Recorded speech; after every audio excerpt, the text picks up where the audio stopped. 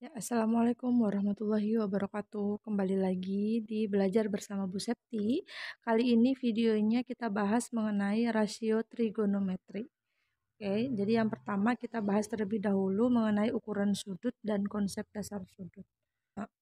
Pernahkah kalian melihat seorang yang sedang mengukur jalan yang akan diperbaiki atau mengukur ketinggian sebuah gedung atau mengukur ketinggian tiang bendera seperti itu? Jadi, perhitungan trigonometri, rasio trigonometri itu banyak manfaatnya pada kehidupan kita sehari-hari. Oke, misalnya, nah ini secara sederhana, ini ada yang banyak menggunakannya. Trigonometri sering digunakan oleh surveyor, astronot, ilmuwan, engineer, bahkan digunakan untuk kegiatan investigasi, fisika, teknik, kedokteran, kemudian digunakan relasi antara sisi sudut pada suatu segitiga. Itu pada matematikanya. Jadi banyak sekali manfaat trigonometri pada kehidupan sehari-hari. Ini ya, nahkoda kapal memperkirakan jarak antar kapal dengan pelabuhan atau pantai. Ya, seperti itu. Nah, sekarang ukuran sudut, biasanya kalian mengetahui bahwa ukuran sudut itu adalah derajat yang dilambangkan dengan seperti huruf 0 di atas gitu ya. Derajat. Tapi ternyata juga ada ukuran sudut yang lain, yaitu dilambangkan dengan radian. Rad, nih, satuan radian. Oke, jadi sekarang ukuran sudut itu ada dua, yaitu derajat dan radian. Disingkat dengan rad biasanya lambangnya. Nah, sekarang cara membedakan atau merubah satuan derajat dengan radian itu akan kita pelajari di sini. Nah, sebelum itu di 1 derajat, ini di tabel ini sudah dikatakan bahwa 1/360 putaran itu adalah 1 derajat. Untuk 90 derajat berarti 1/4 putaran dan seterusnya. Oke, di kotaknya tuh sudah kelihatan. Modulnya juga nanti akan dibagikan juga ya. Jadi silahkan sambil dilihat belajar menggunakan modulnya. 1 radian atau 1 rad itu adalah besarnya sudut yang dibentuk oleh dua buah jari-jari lingkaran berjari-jari R dan membentuk busur sepanjang R. Atau besar sudut pusat dari suatu lingkaran yang panjang busur dihadapkan dengan sudut tersebut adalah sama dengan jari-jari lingkaran. Ini ilustrasinya. Jadi 1 radian itu kalau sudut yang dibentuk dari dua buah jari-jari ini ya sudutnya, yang busurnya itu panjangnya juga sepanjang jari-jari, maka dikatakan dia 1 radian. Oke, nah sekarang kita akan belajar cara merubah antara dari radian ke derajat atau dari derajat ke radian. Ini rumusnya ya, 1 derajat itu sama dengan pi per 180 radian. Kemudian 1 radian itu sama dengan 180 per pi kali 1 derajat. Oke. Nah, ini dua yang dikotakin. Yang pertama, 1/4 pi radian itu berapa putaran, berapa derajat. Oke, jadi kalau 1 putaran itu derajatnya adalah 360 derajat, radiannya adalah 2 pi. Jadi kalau setengah putaran itu adalah 180 derajat dengan radiannya adalah pi. Oke, setengah lingkaran. Sekarang 1/4 pi itu artinya 1/4 pi-nya tadi adalah setengah putaran. Ya kan? Pi itu setengah putaran. Jadi 1/4 kita kalikan dengan setengah putaran, yaitu 1/8 putaran. Kemudian kalau derajat, maka 1/8 dikalikan 360 derajat, putarannya itu kan 360. Jadi 1/8 dikali 360 derajat, yaitu 45 derajat. Atau kalau radian dirubah ke pi berdasarkan rumus yang sudah kita lihat di atas tadi, ini rad ke derajat, yang ini derajat ke rad. Oke. Yang atas itu derajat ke radian, yang bawah radian ke derajat. Oke. Nah, sekarang Kalau nomor satu kita menggunakan rumus itu, dia kan soalnya radian. Kita di sini jalan ada ruangan.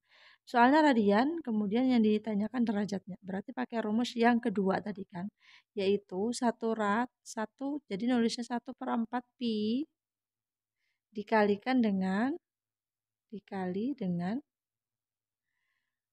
180 per pi. Oke, ini adalah rumus. Karena rumusnya tadi 1 radian itu sama dengan 180 per pi derajat. Jadi kalau 1/4 pi tinggal kita kali dengan 180 per pi-nya bisa dicoret kan karena ada atas bawah. 180-nya bisa kita bagi 4. 180 bagi 4 adalah 45 derajat. Jadi sama hasilnya dengan yang penyelesaian di modul tadi. Oke. Sekarang kita bahas yang nomor 2. 1/10 putaran berapa radian dan berapa derajat. 1 putaran tadi 2 pi radian. Maka 1/10 putaran 1/10 putaran 1/10 dikali 1 putaran gitu kan. 1 putarannya adalah 2 pi. 1/10 kali 2 pi. Maka menghasilkan 1/5 pi radian. Nah, sekarang 1/5 pi radian itu kita rubah ke derajat lagi. Bisa digunakan rumus yang di sini tadi. 1/5 dikali 180 per pi. 1/5 pi dikali 180 per pi. Atau langsung aja pi itu diganti dengan 180 karena pi sama dengan 180. Menghasilkan 36 derajat. Kalau mau pakai rumus yang tadi berarti 1/5 pi dikali 180 per pi. Pi-nya dicoret 180 bagi 5 hasilnya juga 36. Oke. Kemudian yang soal yang ketiga, 135 derajat berapa radian berapa putaran. 135 derajat ke radian. Nah, ini dia menggunakan rumus langsung. 135 dikali pi per 180. Oke, dibalik. Kalau radian tadi 180 per pi, kalau derajat jadinya pi per 180. Tinggal kita sederhanakan, maka menghasilkan 3/4 pi radian. Kalau ditanya putarannya, pi tadi kan kita sudah tahu bahwa pi itu setengah putaran. Maka tinggal kita kali 3/4-nya dengan setengah putaran, yaitu menghasilkan 3/8 putaran.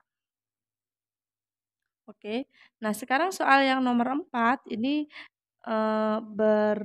berdasarkan aplikasi sudut menggunakan jam. Nih, berapa radian sudut yang dibentuk jarum jam pada pukul 11? Pada pukul 11. Oke, 11 ya. Jarum jam pada sudut yang terbentuk pada pukul 11 itu adalah 30 derajat, ya kan? 11. 11 itu di sini. Ini kan 12-nya dengan 6. 11 itu berarti di sini kan? Maka sudutnya adalah 30 derajat. Nah, sekarang 30 derajat itu berapa radian? 30 derajat tinggal dikali dengan pi per 180. Disederhanakan, maka hasilnya adalah 1/6 pi radian. Oke? Nah, kemudian ini ada konsep dasar sudut. Sudut itu dibentuk dari 2 buah ruas garis atau sinar garis. Nah, sudut itu juga ada yang positif dan ada yang negatif. Di sini dikatakan sudut yang bertanda positif itu arah putarannya berlawanan dengan jarum jam. Kalau negatif, arah putarannya searah dengan arah jarum jam. Ini ilustrasinya. Yang bertanda positif berlawanan arah dengan jarum jam, ini positif. Di sisi awalnya, sisi akhirnya. Kemudian kalau bersearah dengan jarum jam, maka dia sudutnya negatif. Oke, kelihatan kan bedanya? Ini awalnya, ini akhirnya. Ini ada pengertian mengenai sudut standar. Ini untuk buku-buku itu sebenarnya tergantung penulisnya ya. Kalau di sini itu dibilangnya sudut standar, sudut yang dibentuk di mana salah satu sisi awal garisnya itu pada sumbu X berimpit dengan sumbu X, sisi terminalnya, sisi satunya itu pada salah satu kuadran di bidang Kartesius. Oke, salah satu kuadran di bidang Kartesius. Itu disebut dengan sudut standar. Sudut pada umumnya misalnya 30 derajat, 35 derajat, 45 derajat, 120 derajat dan sebagainya macam. Kemudian sudut yang eh, awalnya di sumbu X berimpit dengan sumbu X tadi, tapi sisi akhirnya itu pada sumbu koordinat sudut yang lain, misalnya di 0 derajat, 90 derajat, 180, 170, 360, maka ini disebut dengan pembatas kuadran. Oke. Nah, sekarang simbol sudut itu biasanya lazimnya menggunakan huruf Yunani alfa, beta, gamma, theta, atau bisa juga pakai huruf kapital sudut A, sudut B, sudut C, sudut D, dan seterusnya. Nah, sekarang kita perhatikan gambar nanti.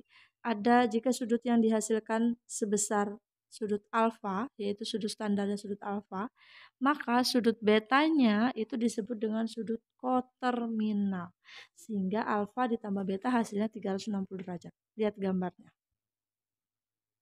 Jadi sudut alfa ini sudut standarnya, di mana sisi awalnya berimpit dengan sumbu X, sisi akhirnya pada salah satu kuadran bidang Kartesius, yaitu kuadran 2. Nah, sekarang sudut yang dibaliknya, ini dibaliknya dengan awal yang sama tapi di arah sebaliknya, maka ini disebut dengan sudut koterminal. Atau bisa juga diartikan bahwa alfa itu sudut positifnya, sedangkan beta itu sudut negatifnya. Oke, seperti itu ya. Nah, sekarang mengenal tentang kuadran sekilas dulu sebelum kita nanti akan lebih dalam mengenal kuadran ini pada pembahasan selanjutnya. Jadi kuadran 1 itu sudutnya antara 0 sampai 90 derajat, kuadran 2 90 sampai 180, kuadran 3 180 sampai 270, kuadran 4 270 sampai 360. Kembali. Ini artinya satu putaran. Kalau sudutnya lebih dari 360 derajat, maka artinya kita mulai lagi dari awal, jadi dia melewati satu putaran baru ditambahkan dengan putaran selanjutnya. Seperti itu ya. Lanjutkan materinya rasio atau perbandingan trigonometri pada segitiga siku-siku. Jadi ini yang biasanya digunakan, lebih umum digunakan untuk diaplikasikan pada kehidupan sehari-hari, misalnya menghitung tiang listrik tadi, kemudian tiang bendera, model atap rumah, kemudian bentuk-bentuk yang seperti itu biasanya digunakan untuk perbandingan trigonometri pada segitiga siku-siku. Seperti ini ya, contohnya. Menerapkan kesetimbangan bangunan pada rumah adat yang mereka ciptakan, sebagai contoh rumah adat Dayak, rumah adat berdiri kokoh sebagai hasil hubungan yang tepat antara besar sudut yang dikaitkan dengan panjang sisi-sisinya. Nah, ini yang perlu kalian pahami dan sebisa mungkin dihafalkan. Ada 6 rumus sinus sudut alfa, bisa juga pakai theta ya, bebas aja simbol sudutnya. Itu artinya depan dibagi miring. Kosinus itu samping dibagi miring, tangen depan dibagi samping, kotangen samping dibagi depan, kebalikannya dari tangan. Sekan sisi miring dibagi samping, kebalikannya dari kosinus. Kosekan itu miring dibagi depan, kebalikannya dari sinus. Jadi dia sebenarnya kalau kamu hafal tiga yang lain juga pasti bisa karena dia kebalikan saja. Oke. Ini disingkat penulisannya, biasanya sinus, kosinus itu ditulis sin kos disingkatnya.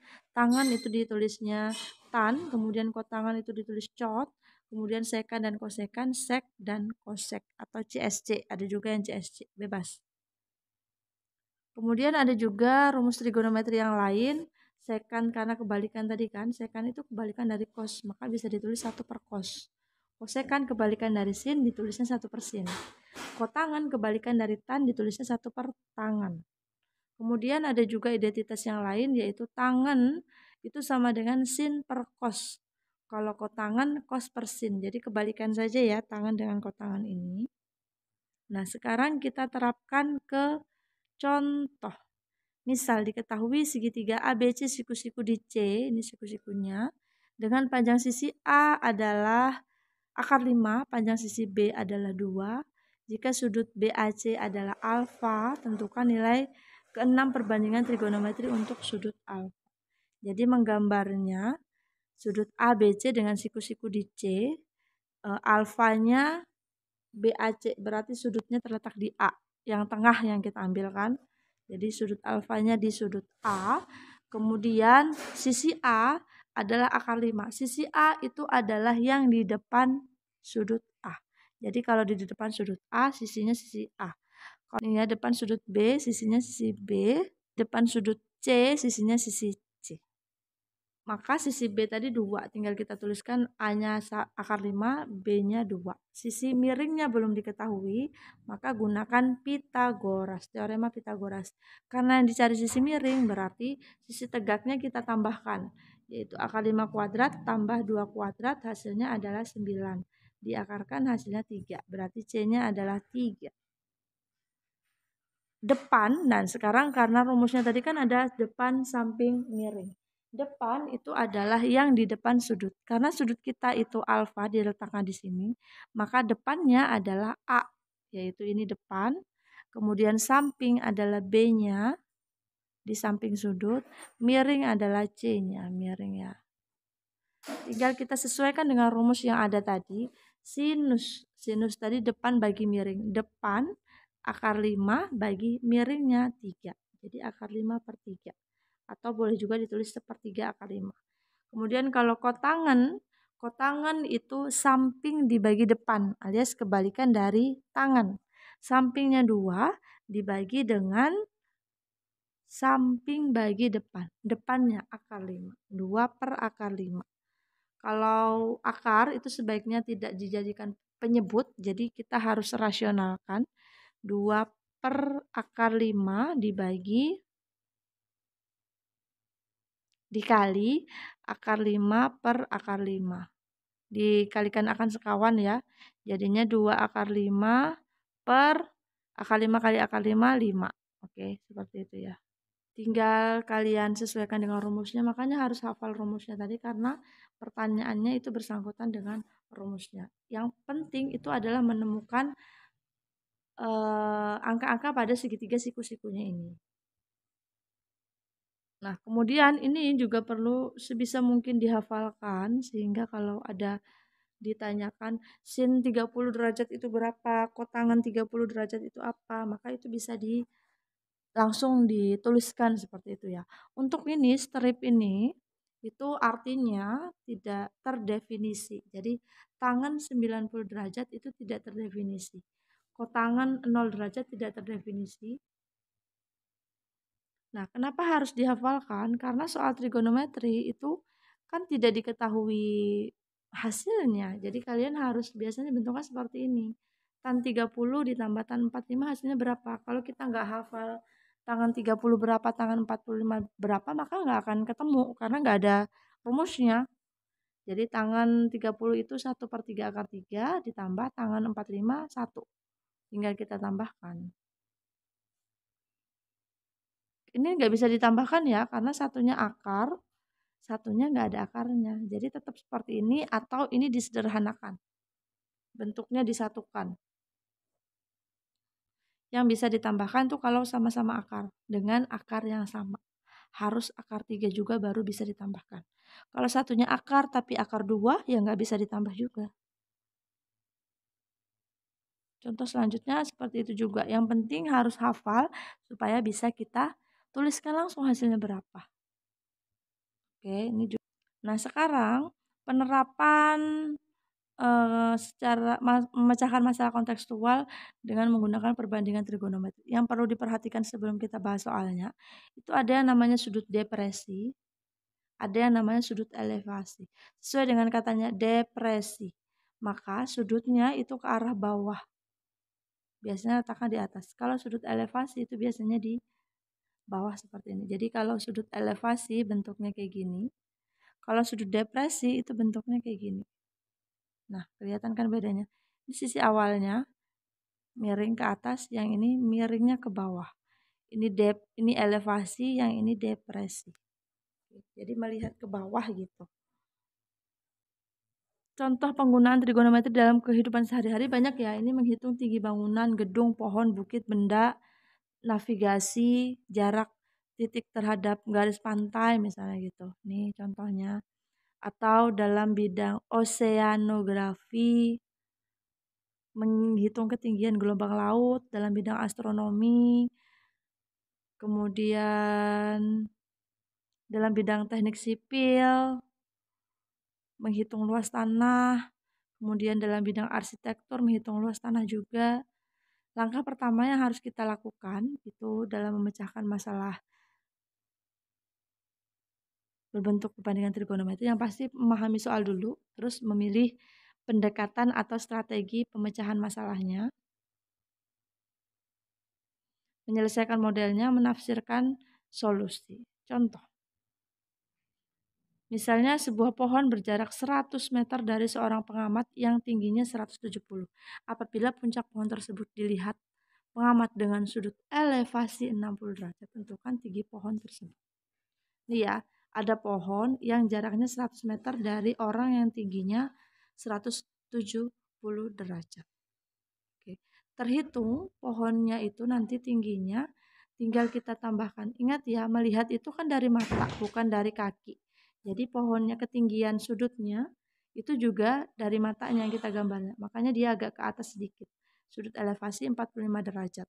Jaraknya 100 meter. Kalau yang ditanya adalah tinggi pohon, maka dengan perbandingan trigonometri kita bisa menghitung tinggi pohon bagian atasnya. Oke, bagian yang sebelah situ. Kita cara menghitungnya. Nah, ini kita taruh sebelah sini aja. Sudutnya di sebelah sini, berarti yang diketahui ini adalah samping. Yang di sini adalah depan, yang di sini miring.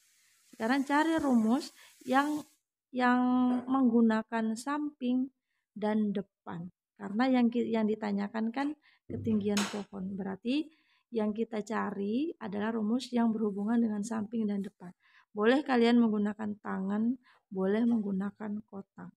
Kalau tangan berarti samping bagi depan. Kalau kotangan berarti terbalik. Terbalik. Kalau tangan depan bagi samping.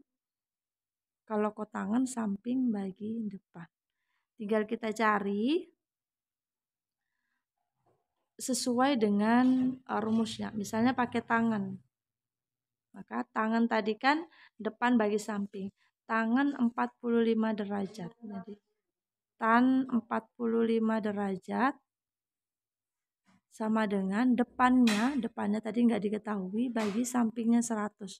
Tangan 45 itu 1 sama dengan depan per 100. Tinggal kita kali silang, berarti depannya adalah 100. Kita kembali ke gambarnya tadi. Berarti depannya adalah 100. Nah, sekarang 100 ini adalah ketinggian pohon dari titik ini ke atas. Sedangkan batangnya ini belum. Maka tinggal kita tambahkan karena batangnya setinggi dengan orangnya. Orangnya tadi tingginya adalah 1,7 meter, 170 cm. Yang ini tadi kan 100 meter. 1,7 meter. Berarti 100 ditambah 1,7. Oke, 0 di sini ya. Jadi hasilnya adalah 101,7 meter.